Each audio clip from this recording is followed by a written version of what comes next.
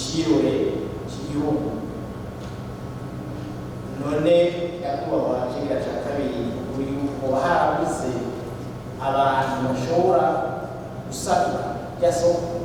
Ubu Bujumbura kapitali bamukuru w'ubutunzi, hajya naho habona ko hamwe ho kubakwa inyubakwa nini nziza coba ari kirezi iteretse hagati muri kino gisagara gishobora gutuma n'ubutunzi bwisununura ikambere n'abantu bagira urandazwa kuko mbona umengo n'ikibanda kivuye gusa. Bari kutubwira rero aho bigeze byo kurondera abashobora gushira ibitahe hamwe kubaka neza hajya hantu kugira ngo hashobore kugira akamaro abenegihugu ndetse n'igihugu cyose.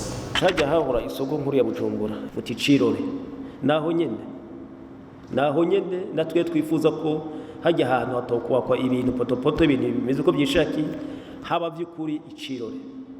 Nuko citondera rero bisaba uburyo kandi atari buke. Tuko turaburonda bwo gushika ubu ndabo turabona baza novuga nti bavuga imvugo itomo ivy'ukuri bafise intumero irashe byo kubaka ikintu ciza hajya ahantu. Abenshi murazi ko baza bagira bati nangahe ndahagure, atutijya ntihagurishwa. Ugomba ko kubaka ikintu ciza, imigambi iriho muri leta, amaplan ariho, ingo dukorane uko muvyumva, uko mubishikiriza, uko muvyifuza, natwe niko tubibone. Twifuze ko ajya ahantu usubira bya bindi byaje cagiye.